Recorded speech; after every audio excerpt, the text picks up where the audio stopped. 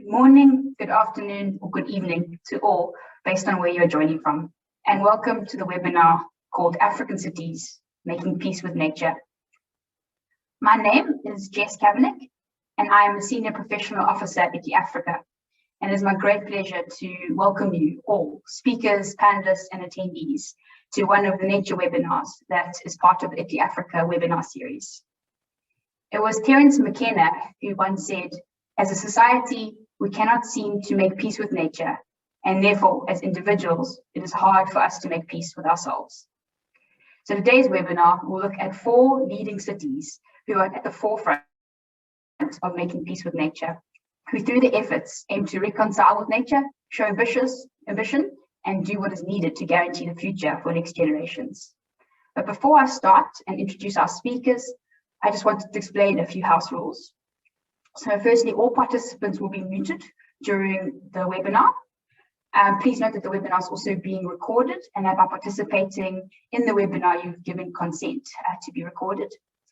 We will have time for questions and answers, so please do post your questions in the Q&A box, which you'll find at the very bottom of your screen. If possible, please do type out the name of the speaker that you would like to address your question to, so the speakers can respond directly to your questions and we can direct the question to them accordingly. And please also do keep an eye on the chat box. We will be uploading various links and any other information in that chat box. So as I've said, our webinar will follow the following format. We will begin by hearing from a keynote speaker on the unique context of African cities and its relationship with nature. We'll then deep dive into 4 leading cities who aim to reconcile development and nature. And then we'll have a short question and answer section, and finally conclude with a few closing remarks. Next slide, please. So we are very excited that this content and this format of the webinar will be covered by our incredible lineup of speakers from all corners of Africa. I'll introduce each speaker before they give their intervention or their presentation. And so for now, it is my pleasure to introduce to you a good friend of Africa and someone that I have a lot of personal respect for. It's Dr. Pippen Anderson, who is an associate professor at the Department of Environmental and Geographical Sciences at the University of Cape Town. And she's also the Natura Africa Node lead. So over to you, Pippen. Please can you just turn your video on and unmute yourself. Thank you. Thanks, Jess. Welcome, everybody. I've got a few points to make, but let's be clear, the meat of the seminar definitely sits with the case studies that will come after this. So what I hope to do is just sort of sketch a little bit of the contextual understanding of what constitutes the African city. I just wondered if I was meant to launch in, or are you going to introduce others? Am I speaking out of turn? No, you go. I'm good. Thanks, Jess. I'm like a horse at the stable door, you know, just rearing to go. So broadly, I would say the outlook for the African city and nature is tough. The road ahead is going to be tough. There's not an easy path. We are very much characterized by informality, both with respect to economy and to settlement, human housing, general infrastructure shortfalls, a very, very rapid urban growth, sometimes as much as 3.5% per annum, and that's people. So we're not even talking about footprints yet. That's another measure. Usually that's quite sprawling and expansive. We're facing significant climate change predictions, so some really harrowing shifts in climate ahead of us. We have a heavy burden of disease. We use nature for our livelihood, so very much dependent on nature. We're fettered by colonial legacies, both with respect to spatial planning and contemporary access and distribution of nature, and then also with respect to economic legacies as well. So African cities are typically resource extraction sites. And so we've got a lot of baggage, I would say. On the sort of flip side, we have a lot of nature, which is great. So we've got a lot of extant or remnant nature in and around our cities, and that's a very good thing. And I would also say we've got a lot of courage. So I think we're well positioned to tackle the challenges that lie ahead. So while Africa is the site of the most rapid urban growth, and the fact that this is untethered to economic growth and it's not matched by investment in urban infrastructure, means that it is quite an interesting place to consider nature in cities into the future. It's sort of a good place to take out old ideas and to air them and to think up sort of new plans.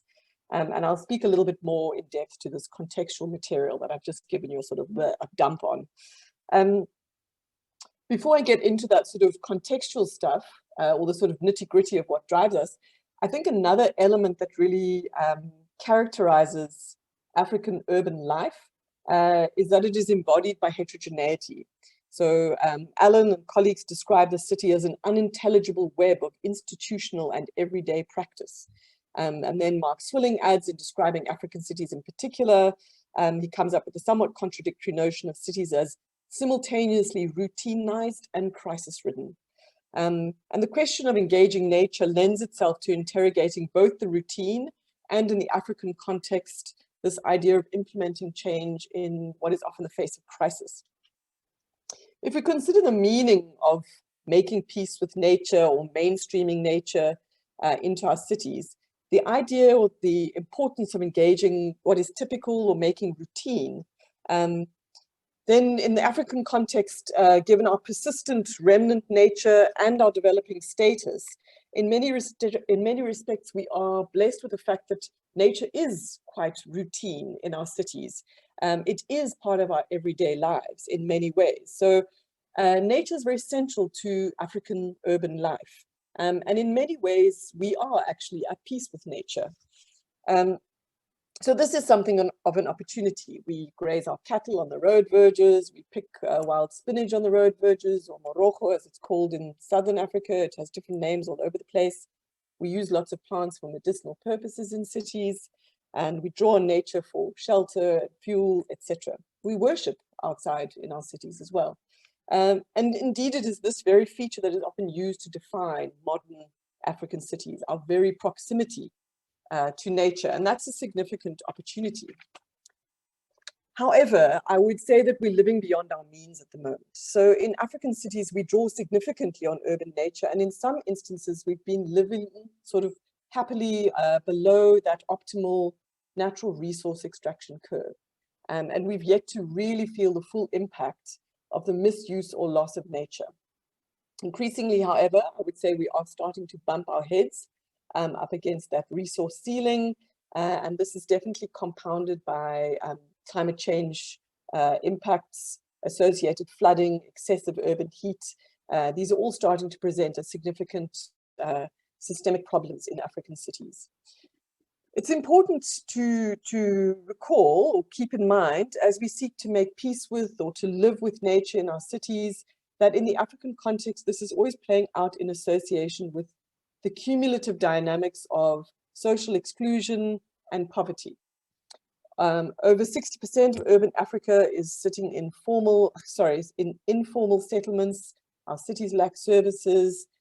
Investment in infrastructure is limited, more limited than any other region in the world. So we are sitting in a crisis-ridden space, as Swilling puts it.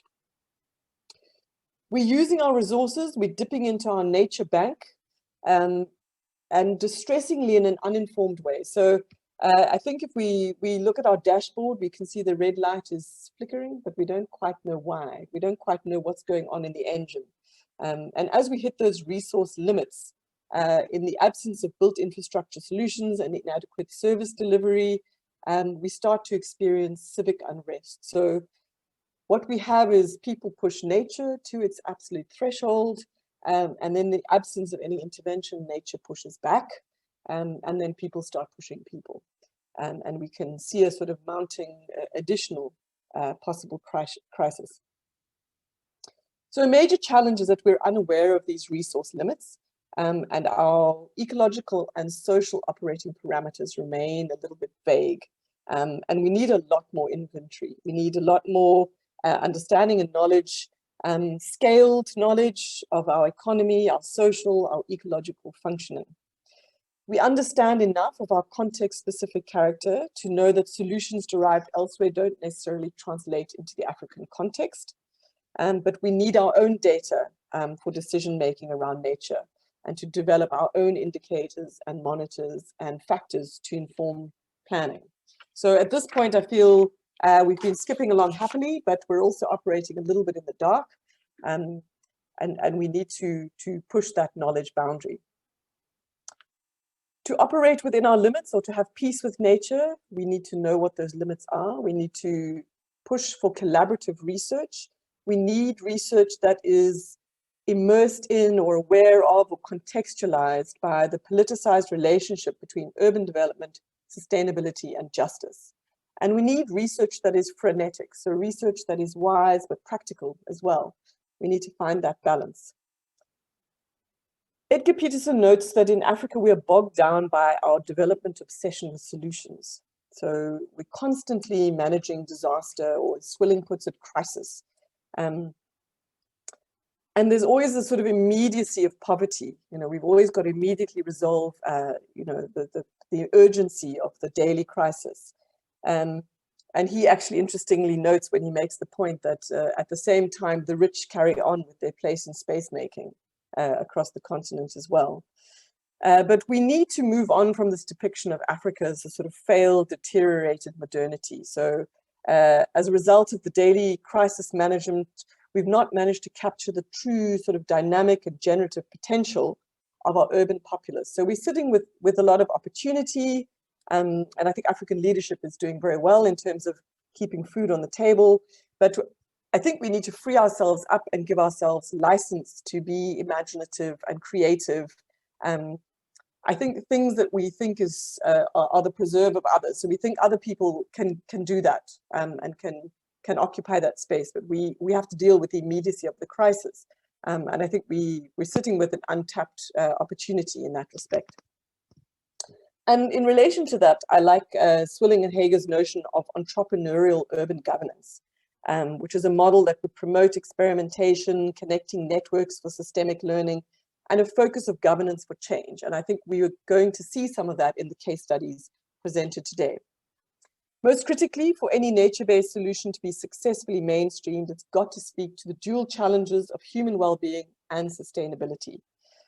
For nature to thrive in African cities, it's got to have this multifunctional approach.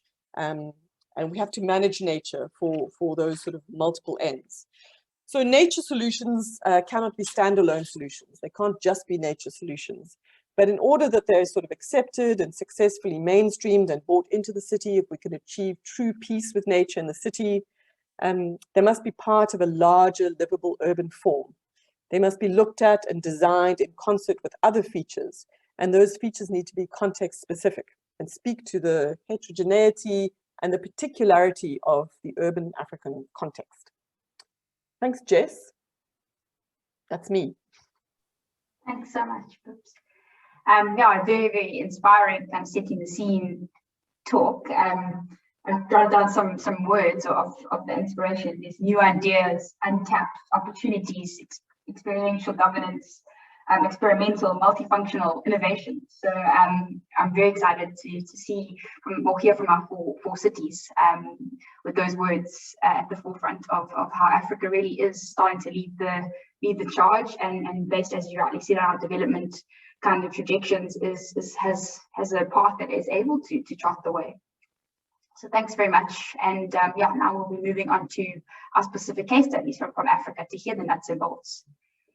So our first presenter is another great friend of Achilles, and has been working closely with us for over 5 years on the Urban Natural Assets for Africa program. So Mr. Samson Simakula works at the Entebbe Municipal Council as an agriculture officer, and he'll be talking about mainstreaming of nature-based solutions in Entebbe. So thanks very much, Samson.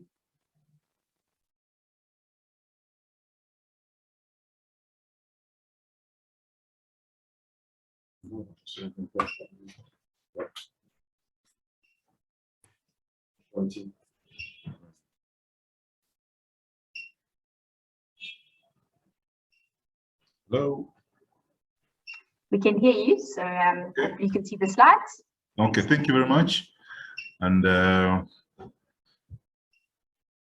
greetings from Entebbe to you all, and I hope everybody is okay. I'll straight away go to my presentation about the initiatives Entebbe City is making to harmonize nature and urban growth. And I will just say that Entebbe has just commissioned its a 10-year physical development plan. And basically it's about how development is going to interact with nature in the city. And this plan emphasizes the proper management of our urban natural assets. And we are bringing natural assets into the planning process now more than ever before. And it has been passed by the National Physical Development Plan. And we are now sensitizing the community on the physical development plan and making it popular with them. And like I said, key features of the physical development plan include emphasis on maintaining green spaces, and also non-motorized transport has for the first time been accommodated. And all roads being upgraded have walkways, waste bins, and a covered drainage and solar lighting. We have also developed a new drainage master plan because our town is prone to flooding, being around the lake, on the Lake Victoria. And also, we have also built a green market, which is using 64% solar power and harvests about 300,000 liters of rainwater. And all new infrastructure like roads being developed are being made more resilient to especially floods and road accidents. Next, please. Yep. And how we are increasing the resilience of our town by maintaining and increasing the percentage of the green spaces and planting trees. This decreases runoff and reduces flooding and mitigates the effects of high winds and tropical storms, making our city more safer. And all new city lighting is being done using solar energy. And in the long run, this is a cheaper source of renewable energy. And the city is slowly turning cleaner and using cheaper energy. And the developments are guided by the PDP, which has taken resilience into consideration. Next, please.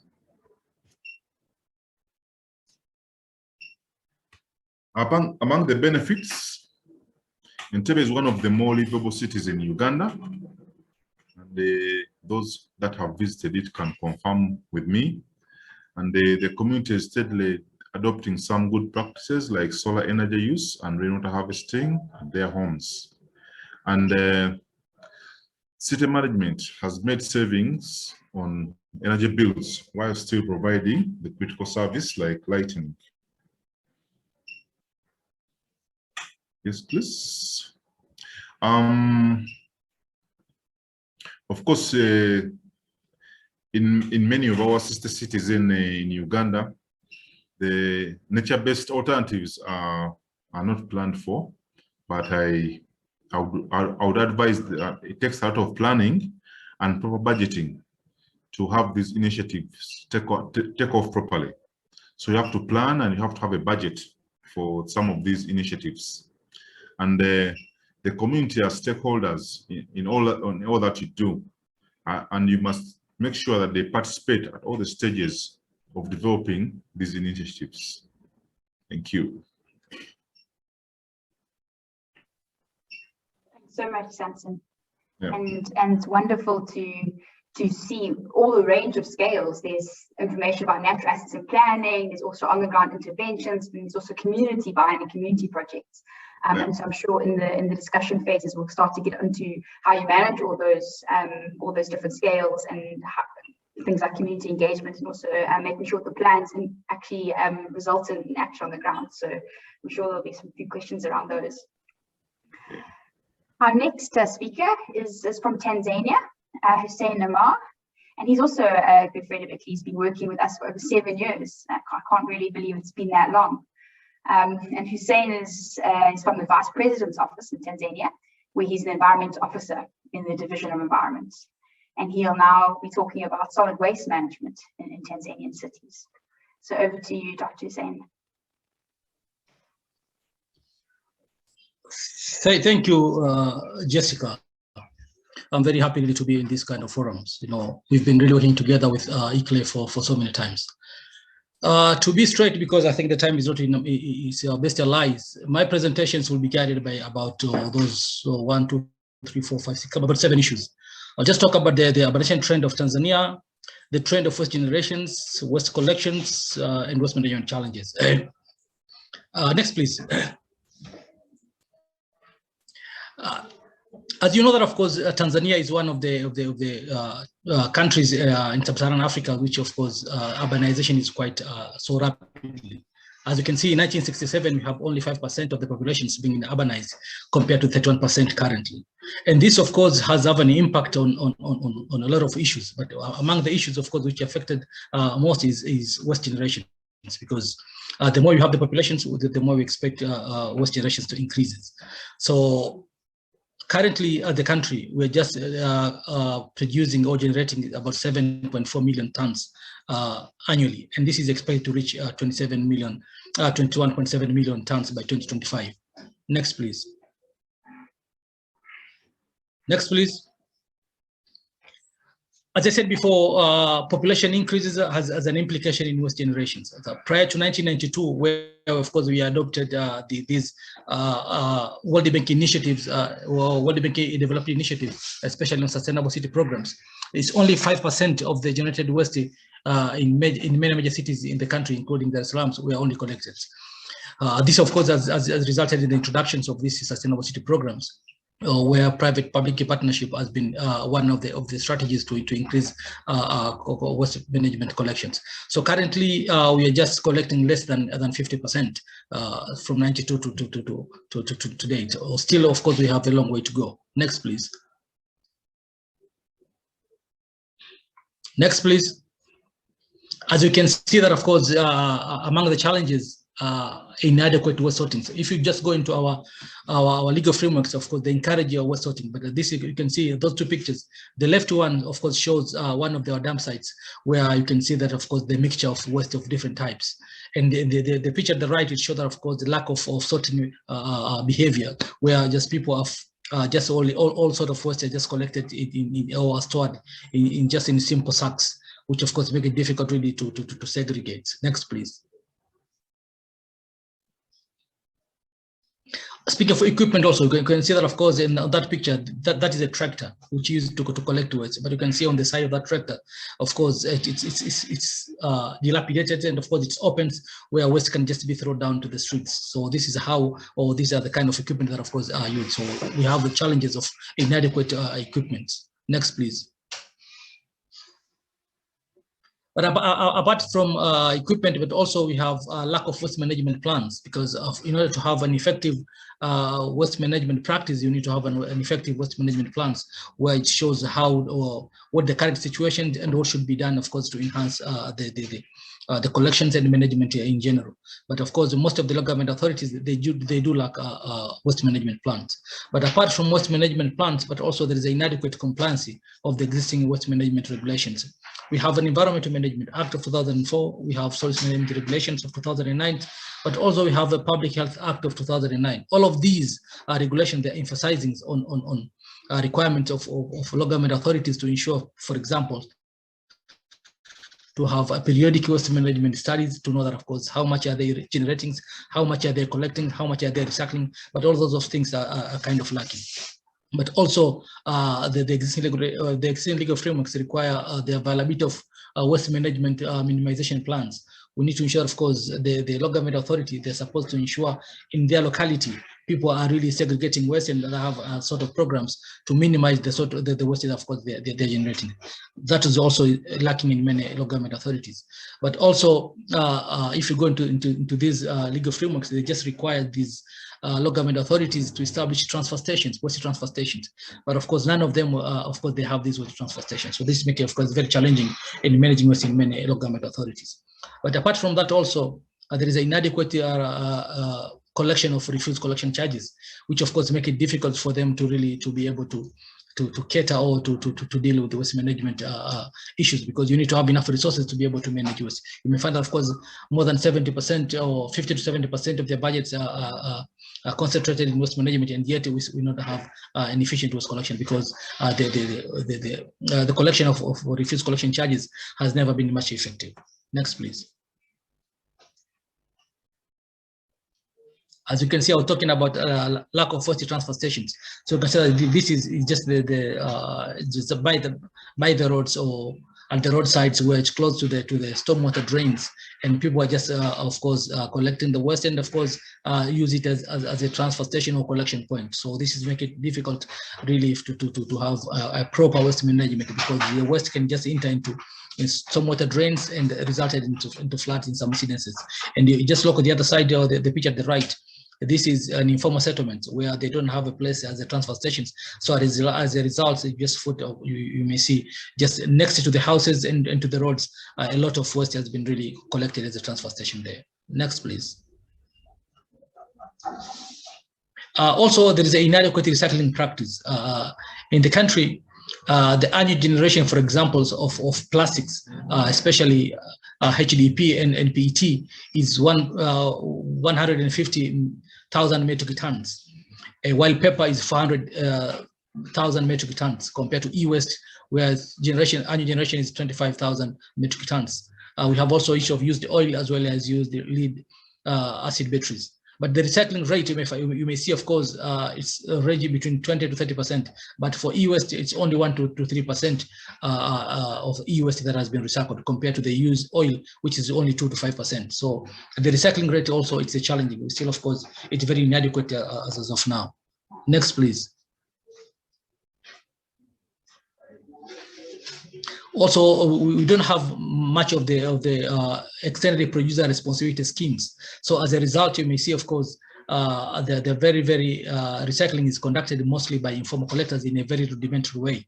As you can see here in the picture, just one person has just have more than 7 bags of plastic bottles. So as the Adaptation, we have the EPR schemes, probably, of course, they may be contributing in providing an efficient collection equipment. Next, please.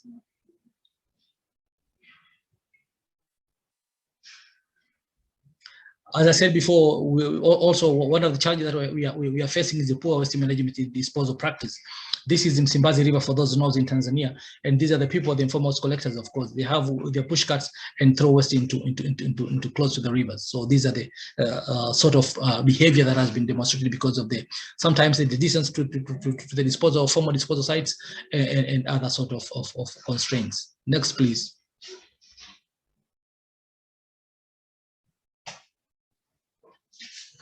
Also, speaking of poor waste disposal practice, this is a typical landfill site. As you can see, of course, how really waste has been disposed. It's in open dumpings where we find a lot of scavengers out there, and of course, this contributes a lot to the pollution. It's not only air pollution, but also to the underground pollution through leachates. Next, please. Also, another challenge is the high degree of informality, the informal settlements. As you can see that, of course, the picture to the left shows the typical informal settlement situations where trucks or waste collection trucks cannot really navigate into the streets. And the picture to the right shows how those informalities, sort of an aerial picture of the extent of informalities, which of course make it difficult really to provide waste collection services through our formal processes or conventional processes using those waste collection trucks. Next, please.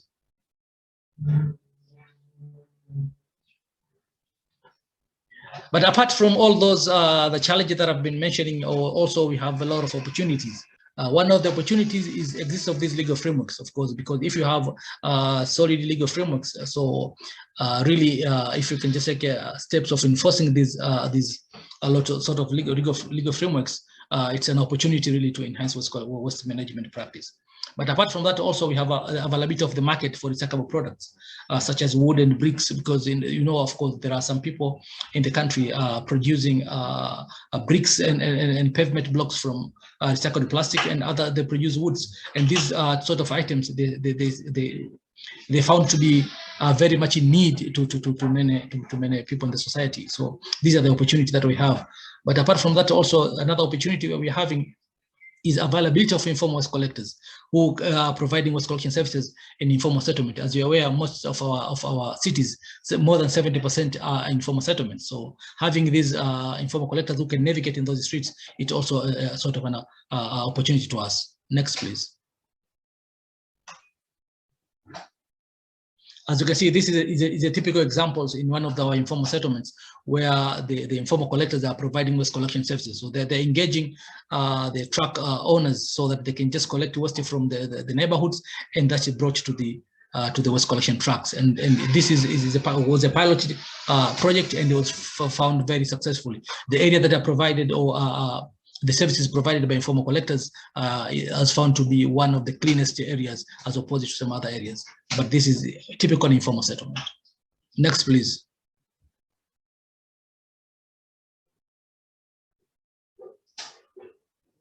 Okay, next, please. I'm sort of wrapping up. And this is so how the recycling practice. Then finally, the recommended measures. Building capacity of LGA officials, it's important really to develop waste management plans, introduction of EPR scheme, establishment of waste transfer station, enforcement of 3R regulation, reuse, and recycling, and formalization of informal waste collection service providers, as well as enhancing refuse collection charges collections and stakeholders engagement. And finally, enhancing stakeholders engagement. With that note, or without further ado, I would just like to end up there. Thank you. Thank you so much, Hussein. A wonderful presentation. And I know the relationship between waste and green open spaces is a very contentious one in many African cities. So thank you so much for that perspective. I heard a saying once that said, waste is not waste until it is wasted. And I thought that was really profound, and it seems Tanzania is doing quite a lot to make sure it's not wasted. So thanks for that. We'll move on to our fourth speaker, which is Eric Hubbard from the Freetown City Council. Eric is a technical advisor in environmental management, and he'll be talking about the Million Trees campaign in Freetown, Sierra Leone. So thanks very much, Eric. It's wonderful to have you. Well, thank you very much, and thank you for the presentations that preceded this. We also have rather significant challenges regarding waste management that we have built into our Transform Freetown strategy. So when we look at climate adaptation, it is multi-pronged and an integrated sort of approach to getting to climate resilience. What I want to talk to today is sort of a component of our larger Transform Freetown agenda, our development plan that recognizes our challenges regarding climate drivers that have negatively impacted the city, and that requires an adaptation strategy. And a critical driver of that strategy is our Freetown the Tree Town campaign to plant, grow, and track 1 million trees over the period of 2020, 2021, and 2022. Next slide. So I will briefly go through quite a heavy slide deck. So I'll be skipping through a bit, but we'll get to the meat of it. We'll go through about the campaign, a bit on the 2020 planting and growing operations, our phase 1, our phase 2 process, which is actually beginning now, and then a bit about financing the campaign. Next slide.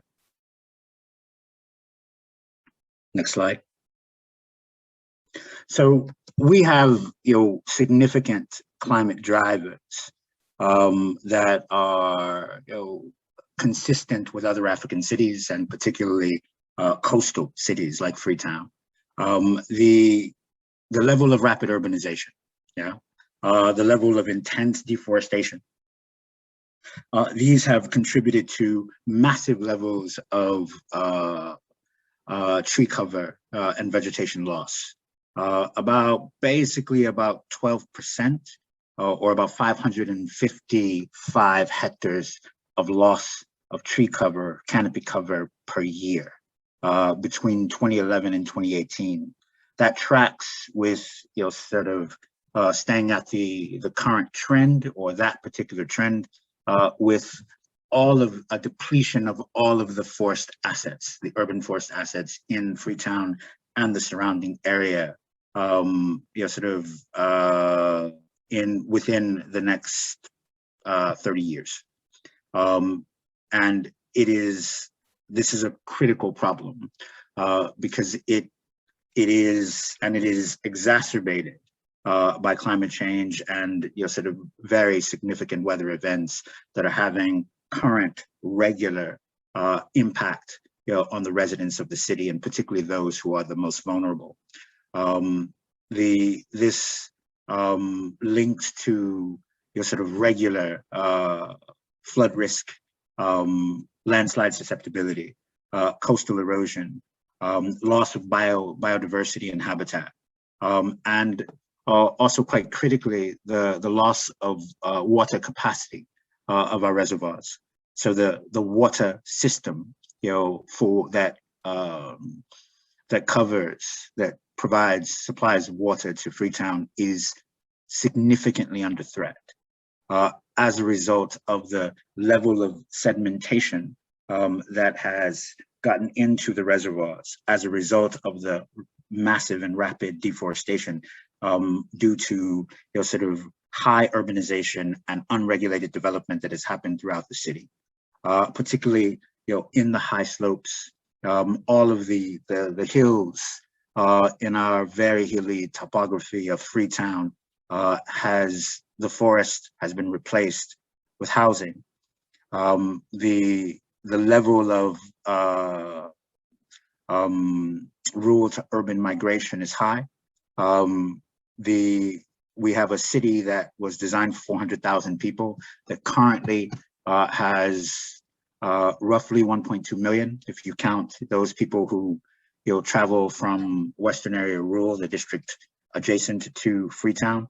We're talking about, you know, sort of 2.5 million folks with, I mean, you know, sort of nearly 2 million people within the context of a particular day, you're sort of passing through Freetown, existing in that very limited space. And we're on track with current projections to be at, you know, sort of 2.2 million by 2028. And we are completely urbanized, and the level of vulnerability in the context of that level of urbanization, you know, sort of like other cities, we have a high level of informality in terms of the housing market.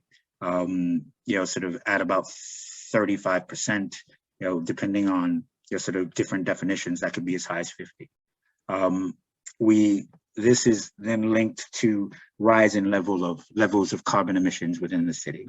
And so when we look at carbon emissions, our current, you know, sort of 2018 level inventories look at stationary energy, transport, and waste.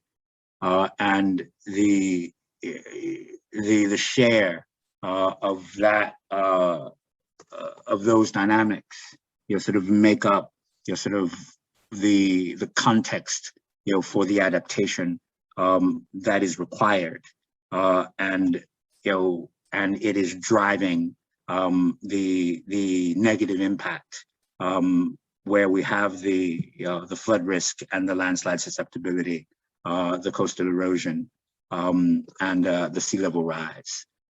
If you look at this very closely, you can see that there's a large number that is associated with first with commercial buildings, but also with the idea of the use of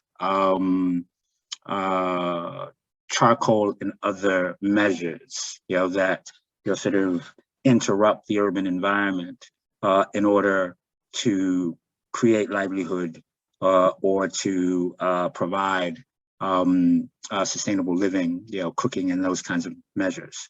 And therefore, as a part of the adaptation strategy, we look very closely at how we change behavior and how we link with communities to look at alternatives. let's go to the next slide. So as a result of this, in the Transform Freetown agenda, our development plan for the city, the mayor and the Freetown City Council set a goal to increase tree and vegetation cover by 50% of 2018 levels by 2022, an ambitious target. We have recently signed on to the C40 cities nature declaration that is in line with this kind of ambitious target, and we intend to get there. The FCC plans to, the Freetown City Council plans to capacitate communities to plant and grow 1 million trees across the Freetown Peninsula. When we talk about the Freetown Peninsula, it's Freetown, the city, but Greater Freetown, actually includes the peninsula area, which is the Western Area Rural District Council. So we've held hands with another local government entity in order to solve this problem. If we do not work with sort of that district, which sits above Freetown, where where the problem is coming from, where our water sources are, then we can't solve the problem. So collaboration is critical. The way forward is an implementation pathway to climate readiness. It's through an urban greening approach, where we have we have sourced resources through the World Bank in collaboration with central government through what is called the Russell P program. It's the Resilient Urban Sierra Leone program that is funded by the World Bank through central government. And the greening component of that is the expression, it's the collaboration with central government and the local government entity to implement our Transform Freetown agenda, and specifically the Freetown the Tree Town campaign, which is divided into 2 phases. Our risk reduction phase, which is basically testing and piloting and getting going in 2020. And we'll talk about that in detail in a minute, but we were able to plant and grow 250,000 trees during that period. Phase 2, transforming climate risk into resilience. And that's our 2021 and 2022 processes, where we'll look at sort of planting and growing 300,000 trees in 2021, 400,000 in 2022. And we have sourced resources for the 2021 planting and are in the process of doing so for 2022. The approach here is based on using nature-based solutions. But within the context of those nature-based solutions, we have to have sort of an integrated process. So our adaptation methods are 3 interlinking, integrated mechanisms around reforestation, community-led environmental stewardship and innovation, and carbon offsets, creating sustainable financing to ensure that we can actually sustainably finance the process. So we have, and I guess I'll wrap up, but there's a lot more here. What we have done is built a system that is designed to plant, grow, and track, create evidence of our nature-based solutions. And within the context of building that digital footprint that allows us to understand every tree and the pathway of growth for each tree that is planted in a community by community growers who are actually compensated for that particular growth, where we have created more than 550 green jobs. We have linked it to an investment scheme where we create an investment token, so for impact investment against each tree, where we can actually reach out to institutional and corporate partners to have them invest through offsets, in our sort of growing process. This ensures that we get at least 80% growth, 80% survivability of each of our trees that we plant. And as of right now, all of the trees that we planted in 2020, and that's 250,000 trees, and there are 50,000 mangrove trees in the process now, are all accounted for. We track them monthly through community growers that receive resources in order to do that. The community has taken ownership of this particular process, and we've established, sort of what we call climate action ambassadors and climate action committees that are, sort of funded to think about, how to change the mindset and the relationship between, residents and nature in the urban forest dynamic. Without that, we can't get forward. So all of this is vested in communities and in community knowledge, community ownership, and then creating a link to investment and financing that allows us to be able to reinvest, in those communities for the survivability, sort of the regenerated urban forest. And thus far, we have regenerated about 300 hectares of the urban forest.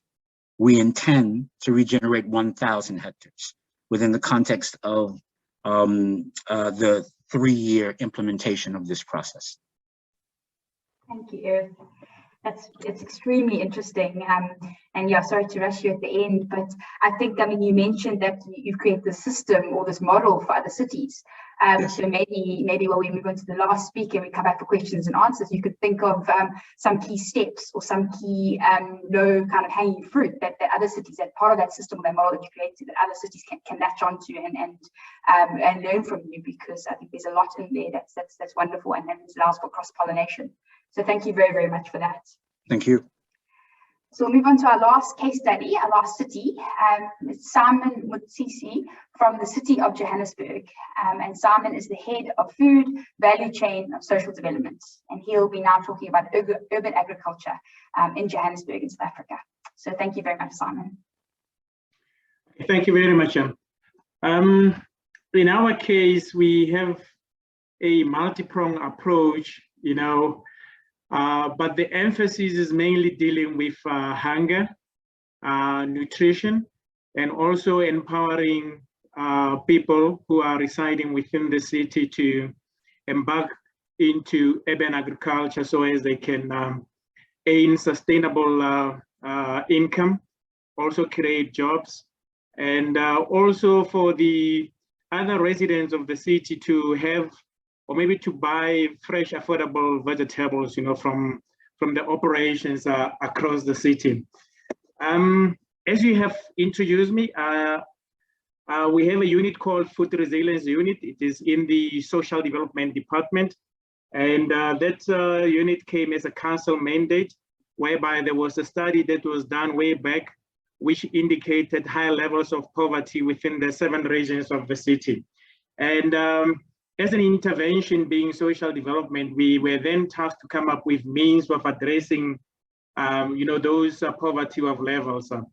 And our starting point was to identify the people who were actually poor, to have a database and to provide vegetable types for them that will actually have nutritious elements, And we then also said that we should somehow also teach them how to fish by encouraging them to start what we call a backyard garden. And there was a high interest from that, whereby members of the community were actually interested in establishing those backyard gardens, which culminated into what we call communal gardens, where you had a grouping of people, working on a land and then selling and also consuming the remnants of the produce that they have. So we decided to formalize the whole approach, whereby we then wanted them to establish what we call cooperatives. And what happened is that we then appointed urban agricultural managers who will oversee the operations in all these 7 regions that we have, So we established what we call agri resource centers in each and every region, which serves as a one-stop shop for those who are interested to embark in agriculture. They can go there for tractor services, they can go there for seeds, They can go there for extension office support. They can also go there, you know, to get tools or maybe any assistance that they may actually need from the center. We we also looked inwardly and find that within the city we have some of the land that is city owned, being arable land, and we then actually place some of our farmers on those particular land because they had shown interest in that, you know. Currently we have we have 4 large farms. One is 174 hectares, the other one is 800 hectares, and the other one is 38 hectares, where they are producing, you know, in green houses. And all the produce that they produce, for instance, they produce cucumbers, they produce tomatoes, spinach, and green pepper. We ship them through to Joburg Market, which is city owned, and farmers also, they sell to the franchise stores, they sell to local hawkers, and they sell to caterers who buy from the farm directly. You know, from the Agri resource centers, we have also aquaponic operation, where we support some of the patients who actually come from the clinic. They will be assessed by the sisters at the clinic in terms of maybe if they are showing some signs that they need vegetables or whatever, they get the vegetables, you know, from the aquaponic operation, including fish, which is also supporting the local schools close by, you know, for nutritional purposes. We also have a rooftop operation. You can move to the next slide. We also have a rooftop operation, whereby that is part of greening the city. We work closely with the housing department, you know, whereby we have actually identified some of the flats or maybe some of the buildings that are suitable for the establishment of the rooftop gardens, and that is our initiative as well as to contribute, you know, to greening the city. You can move to the next slide, thanks. We in one of our farm, which is Aikenhof, we have a 3-tier operation there, whereby it's vegetables, it's poultry, and it's also open land. So we have in total about 30 farmers who are placed in the farm, who are producing and shipping to those various market destinations that I've indicated to you. You can move to the next slide. So what's happening is that we have also found markets for them, whereby we have signed an offtake agreement, and they're selling to some of our corporates, you know, some of our corporate companies within the city. You can move to the next slide. On the farm as well, we work closely with the Provincial Department of Agriculture. They have been assisting us from way back 2013, and they have provided a mobile abattoir for our chicken, for our poultry farmers, you know, where currently they're slaughtering about 3,000 chickens per week.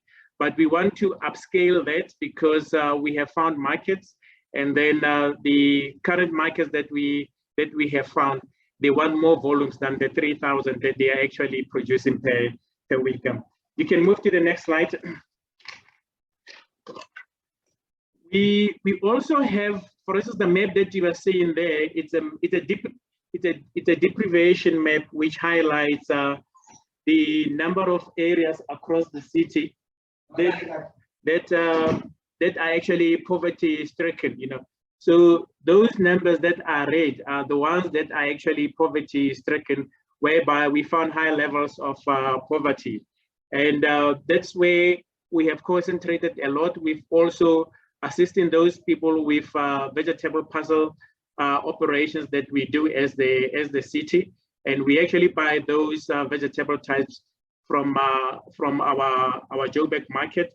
We pack, and then they are shipped to all the destinations across the city in terms of the list that has been provided as per the database of those particular wards. You know, you can move to the next slide. And all the people in those, and most of the people in those wards are the people that we have encouraged them to actually embark on agriculture. So that slide, it shows our food bank operation, which is mainly for our vegetables. And then we have the urban agriculture, as I've indicated. We also have the agri-resource centers, as I've indicated, and the agri-parks, which is the collaboration between the city and also the provincial department of agriculture. And we also have, we have introduced agro-processing as an element whereby we actually try and minimize wastage of food. We have almost 130 agro-processors who are on tier 1 and tier 2. And by tier 1, I mean those who are market ready, those who are actually sending their produce to various market destinations. And tier 2 are those who are still on a lower level. You know, we can move to the next slide. Next slide, please. And the picture there is just the picture depicting the operation. That picture is actually in one of our area in Alexandra, which is one of the impoverished community. And we, on that site, we have almost 8 cooperatives that are working there, and they are actually shipping the produce to various markets that I have indicated. And the picture on your right-hand side is the picture of our pilot project of a rooftop garden. And that rooftop garden is actually located at our shelter for the homeless, just opposite the Constitutional Hill. You know, that homeless shelter, what's happening is that it cooks for those poor people, and they get some of the vegetables, you know, from the rooftop garden as well. We can move to the next slide. And then Simon, can you wrap up after this last slide? Thank you. Okay. Yeah. Basically, what happened is that we have that one, which is an aquaponic, as I've indicated. We can move to the next one. And the other slides that we have here, it's just also where we actually plant seedlings for distribution. Then the next slides.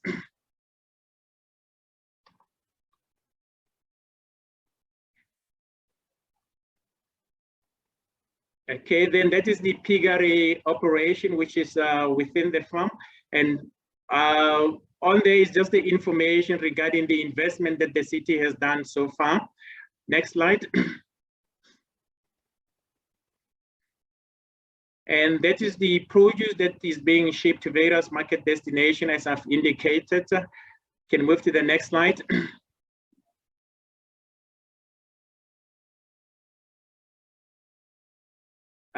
Okay, that's the agri-resource centers that I've spoken about. You can move to the next slide.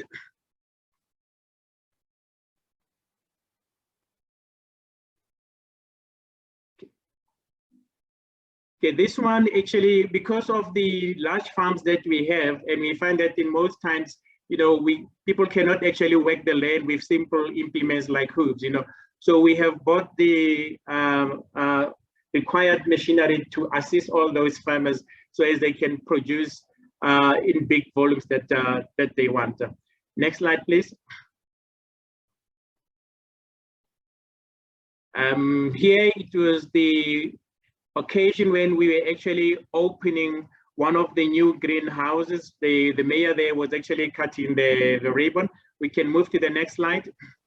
Thank you, Simon. I'm going to stop you there. I'm sure there's lots of questions for you around urban agriculture. But yeah, it was really great to get so many different perspectives from urban agriculture, trees, waste, And that's why I want to get really into the meter of the questions, because there's quite a few that I see coming through. So thank you very, very much, Simon. And thank you to all of our speakers so far. I really appreciate all those interventions, and they've all provided a lot of food for thought. Okay, thank you very much. Thank you. Just as a side, a few questions that have been posed have been answered online. In particular, Garth and Kimboa, your questions have been answered on the platform. So please do go and have a look at those. But can I ask all speakers to now please just turn on their videos as I pose various questions to you? Thanks. So the first question I have is actually for Samson. Samson, you mentioned that the importance of planning and securing sufficient budget for implementing nature-based solutions in Tebe.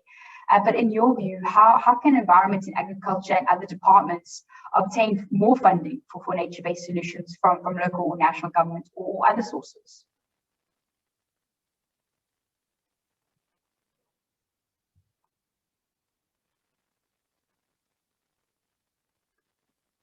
Samson, I don't know if you heard the question. I see you unmuted and your video is not on.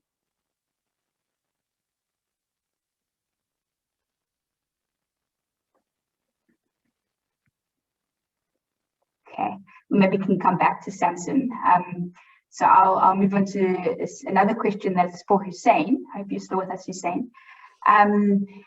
What are some of the opportunities for government and businesses to establish or expand local processing of recyclables in Tanzania?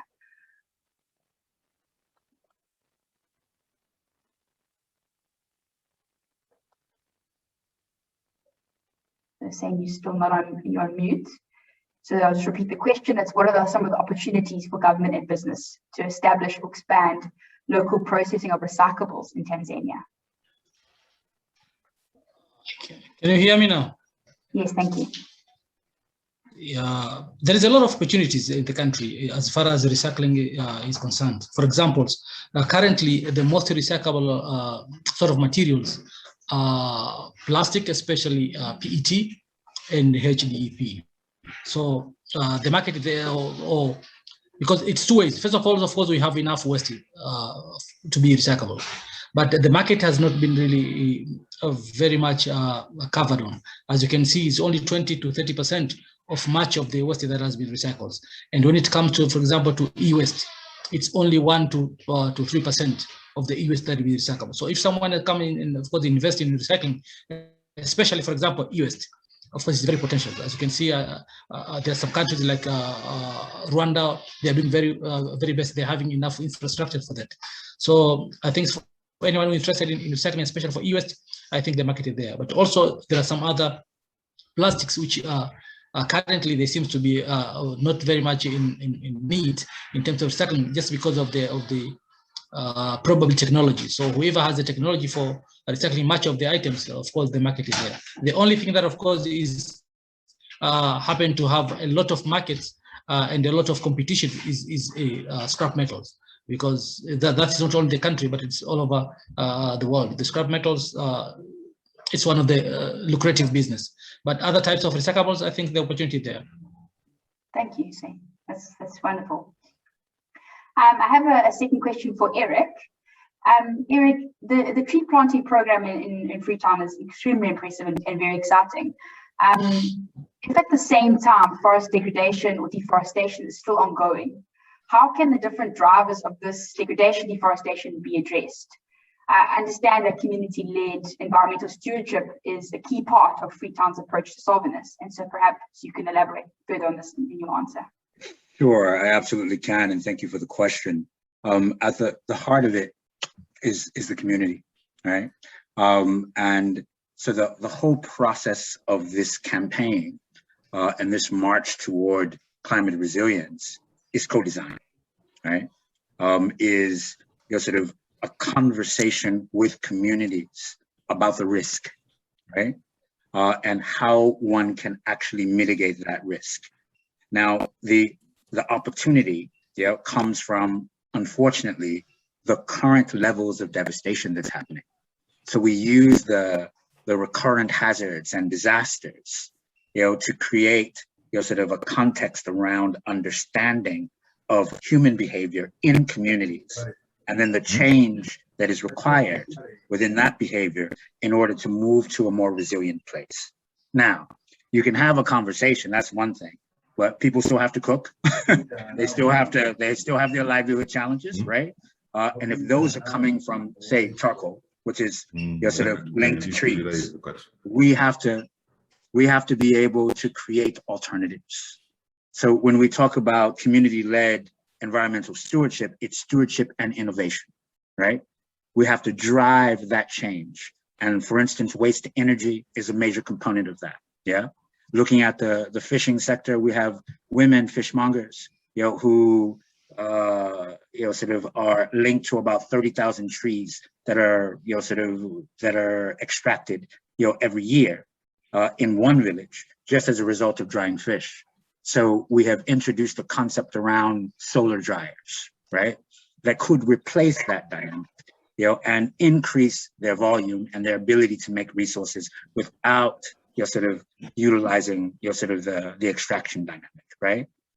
So sort of working with communities. That's why it's so important to put together sort of collaborative dynamics, sort of that are community-based and community-owned, hence the climate action committees, where we are creating a dynamic where the change can come from within the community and be led by the community, but we have to be able to support it. And so, although we have been able to access resources, right? Those resources are tied to conditionalities and dynamics that float through central government, that comes from the World Bank, that comes, sort of late into the planting and growing process. This is why we focus on sustainable financing, right? That links, sort of the growing, of trees, to community investment and community jobs, green jobs, right? And so if we can find that element and get that kind of, external investment that goes directly into the city, but directly into communities, to drive the process of growth, then that gets us to change, right? Yeah. And in the end, it is vested in communities and in residents and citizens and folks who who understand that there's a problem, but we have to figure out how to solve that problem together in a way that's enabling and reasonable. Yeah. And I know that also with climate finance, often those tree planting initiatives fail in being able to access these big climate finances because they don't have that level of livelihood and well-being as a forefront, because it's not bankable. So now this is, can I just add one more thing, just one more small thing. So what you said is so important, which is why we have built sort of the system, right, that actually links the financing that goes directly to growers. If you track, sort of 1,000 trees, over a period of 1 month, you can get as much as 1 million leones. That feeds a family, right? That's enhancing. And and through the mechanism, you can, a corporation or an institution can get sort of impact ownership in that process. So we value the trees, right? And we create a dynamic where that value goes back into the community, into green growth, in the community. This is really important. It is very important. Thank you very much, Eric. And just to move to the last question, still talking about these change and these systems and the fact that you have to think about the whole system, I want to go to Simon. Simon, you spoke so much about the value chain to, across the value chain to boost urban agriculture and increase people's food security. We have a question here about, are you sharing the technical knowledge for this with other cities in South Africa and elsewhere? Thank you very much for the question. Yes, we are signatories to C40, and we do participate in most of the webinars, And just also to add onto your question, we have a pilot project of 10 farmers.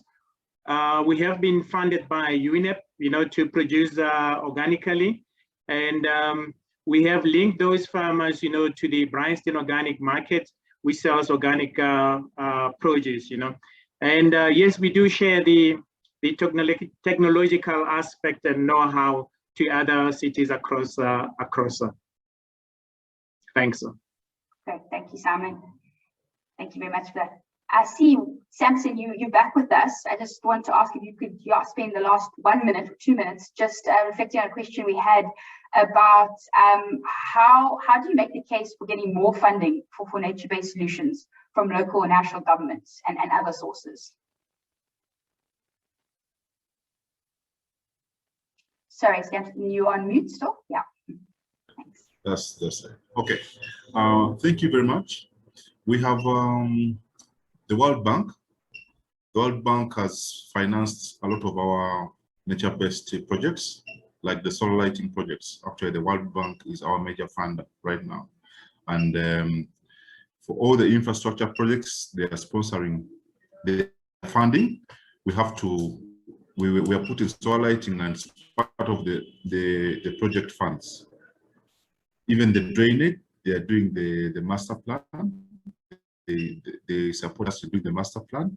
And on all our projects, you have to plant trees. For instance, if you're doing a road infrastructure, we are planting trees on the sides and doing the drainage and putting facilities for waste management on the roads. So it's incorporated in the big fund, the infrastructure fund they're giving us. It's incorporated. And we have an agreement for 5 years running from this financial year, 2021 to 2025. So we have funding for all those projects, which include nature-based solutions. Perfect. Thank you so much, Samson. You're welcome. Great. So with that, I'd just like to thank everybody for a very lively discussion. I'm going to hand over to Pippen now to do a reflection.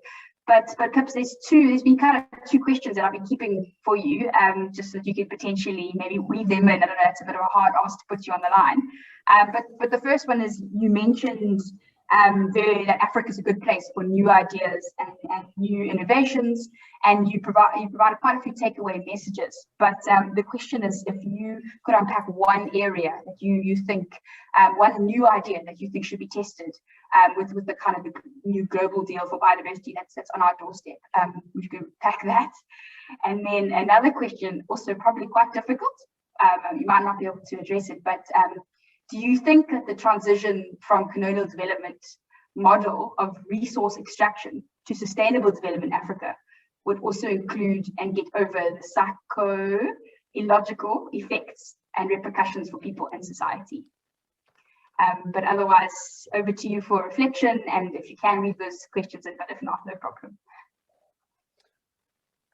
Thanks, Jess. Thanks for such a rich collection of case material.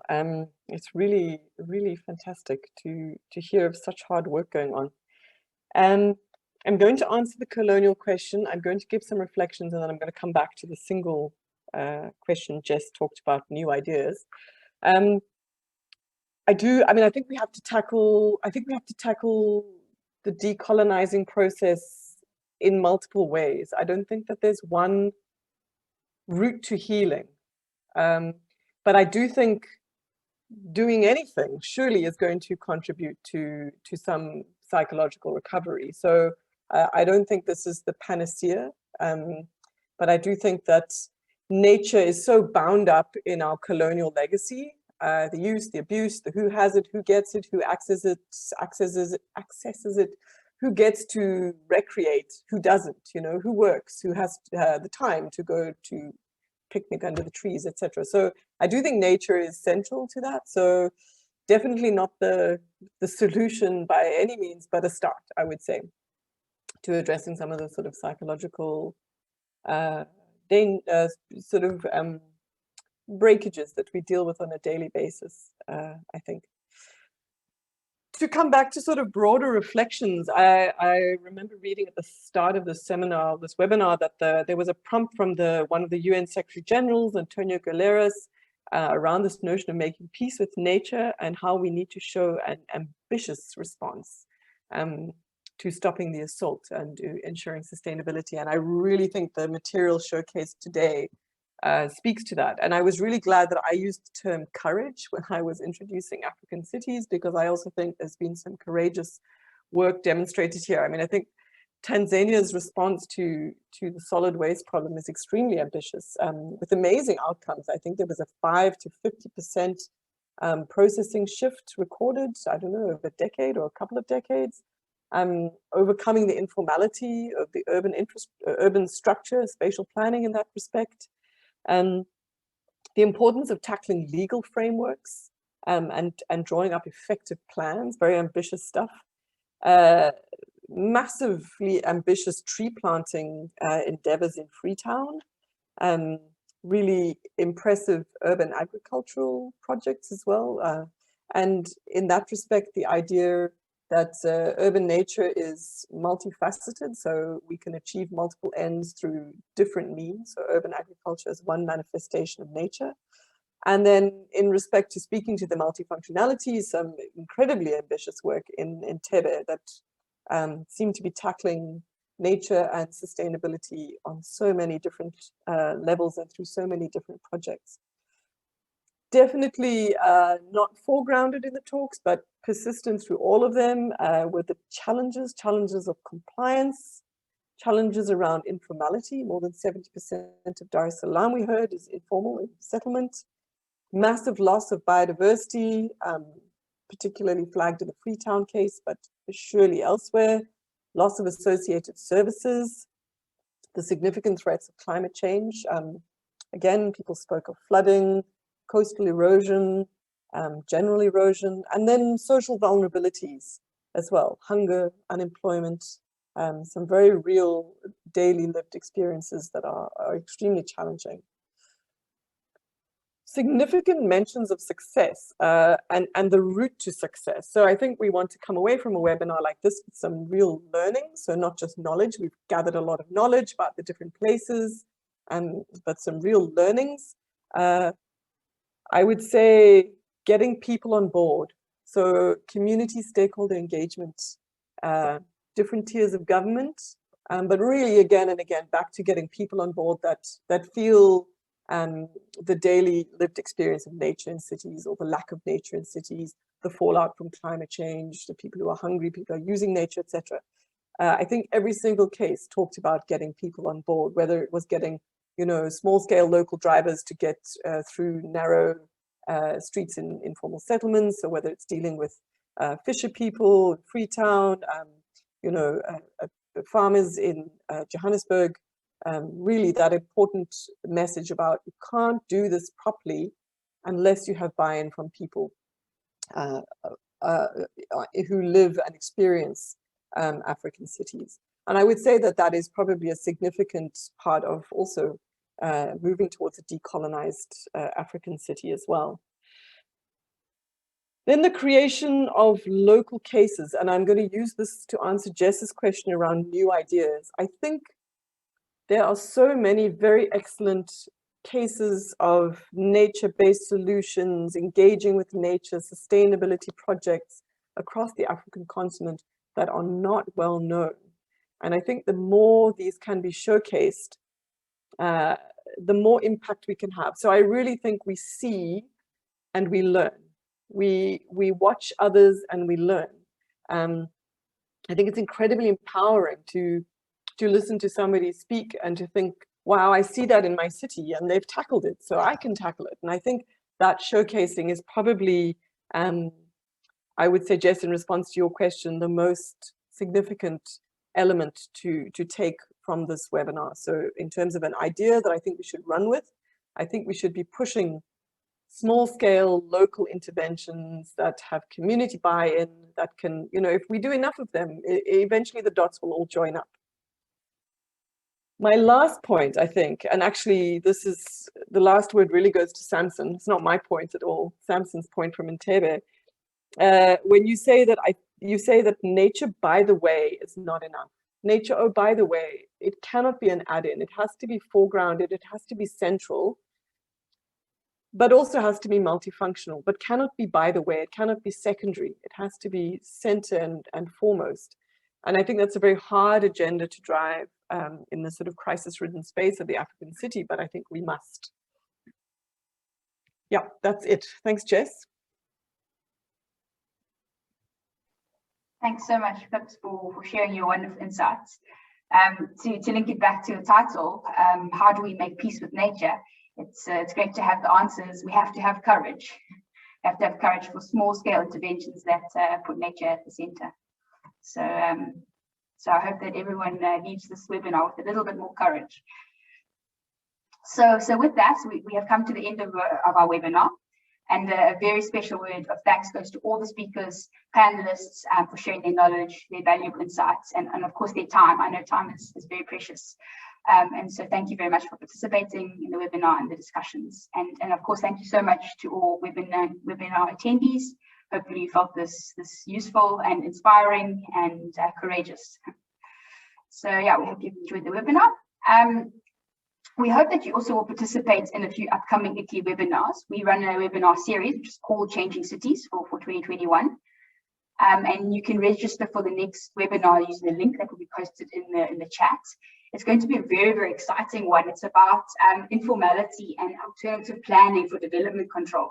So we know that urbanization is such a rapid challenge in African cities with growth of cities, and what does that mean for green open spaces and natural biodiversity, and as we kind of transform our cities also into urban agriculture that we've heard of, and waste dumping zones.